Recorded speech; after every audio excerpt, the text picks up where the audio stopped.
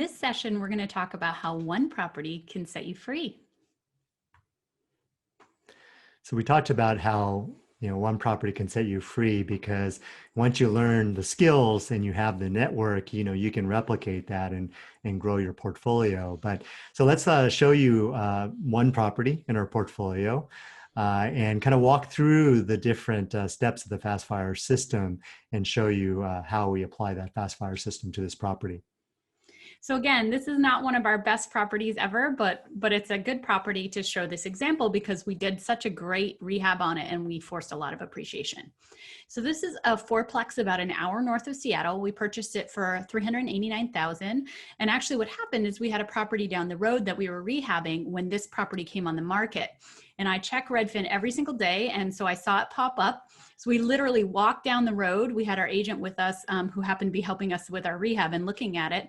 And the owner happened to be there and she lived in one of the units. So she showed us one of the units and we could tell this was a smoking deal. Actually, even looking at Redfin, we could tell, but then once we saw it, it was a no-brainer.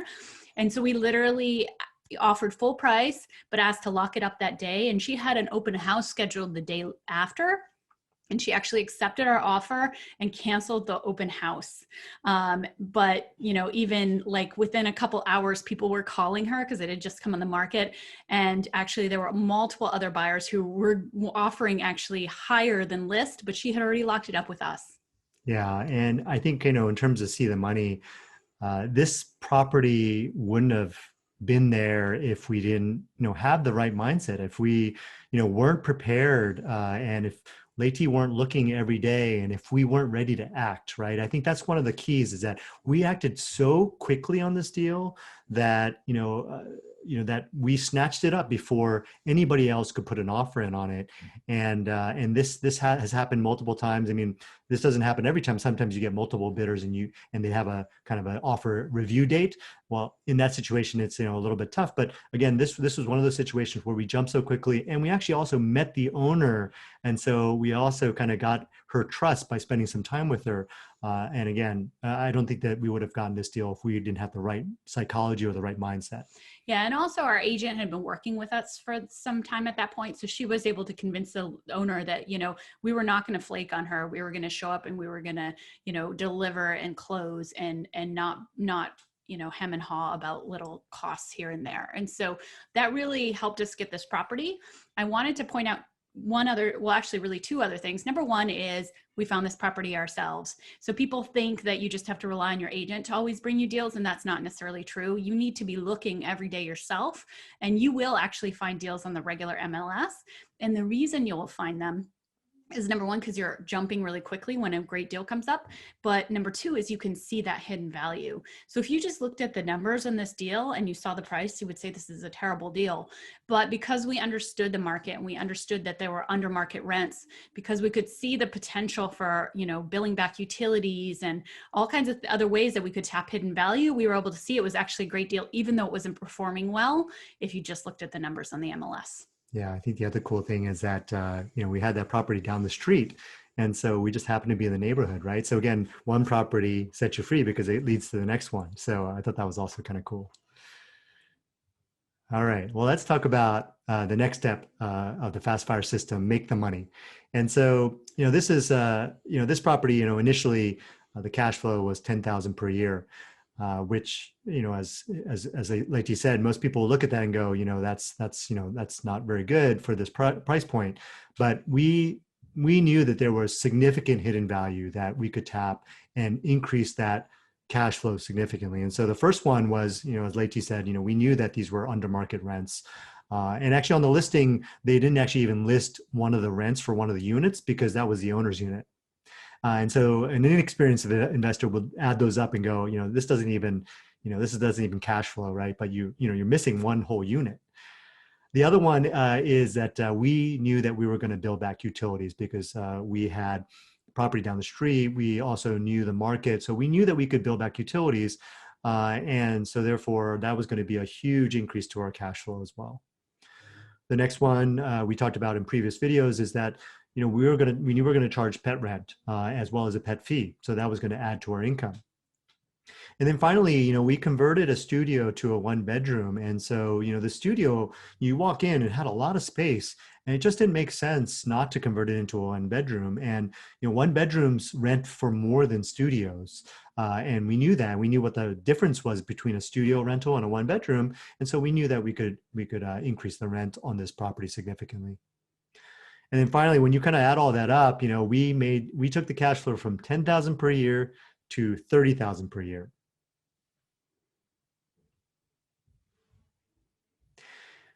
All right, and so the next step in the Fast Fire system is keep the money, and again, this is taking advantage of those tax incentives that are in place for investors in cash flowing rentals. And so for this property, again, this is a fourplex. We spent 125,000 total in renovations. One of the renovations was here. This was that studio apartment where you can see there's a lot of space, and with this one, all we had to do was put a wall right up there with those French doors, and you can see it creates a whole new bedroom. And that is very inexpensive to do. And it's 125,000 though, because there were 3 other units that we renovated. But this is one example of one of the units that we added value to. And look at the rental difference between a studio and a one bedroom. Went from $725 per month to $1,100 per month. It's also much better finishes, and we put much better finishes throughout the property. And part of that is actually you can write a lot of that rehab off as a loss and get back some of it in taxes, but also because it lowers your maintenance over time, right? Because now you've rehabbed and it's in a higher quality, and you're going to get better quality tenants as well. So all those reasons we like to rehab upfront, as we mentioned before. Yeah, and so we also did a cost segregation study, and so that from the last class, if you read that article about cost segregation, we created an $80,000 tax shelter from this. And when you combine that tax shelter with the part of the renovations that we expensed, that we wrote off, we got $68,000 back in a tax refund. So, the way we love to think about it is, the government paid for part of our renovation. And that refund, again, we just took that refund and reinvested it into our portfolio. And that's how we kind of can grow our portfolio using this compounding effect. All right, the next step in the Fast Fire system, expand the money. And so, after doing that renovation and increasing the cash flow significantly, the property value went up to $800,000. And remember, we bought this for $389,000, put $125,000 into it, of which we got back $68,000, and now it's worth $800,000. And so the current loan is $280,000. So, we have $520,000 of equity that's locked in this property. And so the key here is, we talked about this concept of lazy equity. Well, we don't want that equity just sitting there. We want to tap into it and have that money working for us. And there's 2 real common ways to do that. One is we could sell this property and take all $520,000 of that equity and go out and buy a $2 million property. Or we can do a cash out refi and take out about $280,000 and buy a $1.1 million property. So again, it's our choice. We don't know what we're going to do yet, but again, you have options for taking this money and in a tax efficient way, going out and buying and stepping up and buying another property. All right, so action steps before the next section.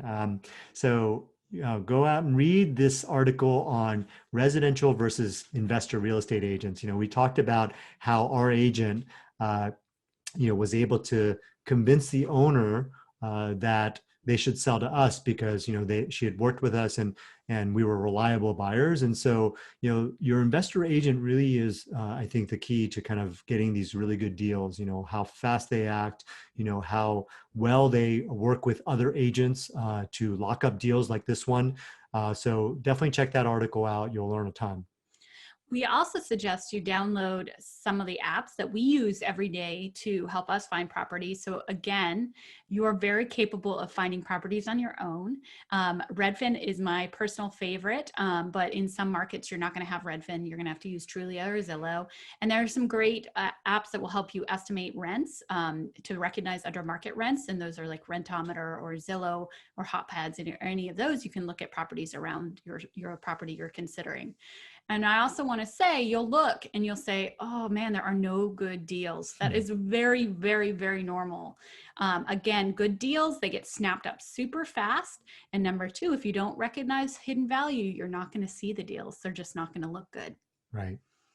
All right. Well, let's close with our pro tip, which is, building a relationship with your agent is really the key to getting great deals. And so, just the way I explain this is, just imagine a really good investor agent is going to have a list of, buyers or investors in their phone on speed dial, right? And the question is, right, where are you on that list? Are you at the bottom of the list or at the top of the list? And the question is, how do you get to that top of the list? Well, the relationship is really the key. And, that's kind of one, some of the things that we show you in the course on how to build those types of relationships.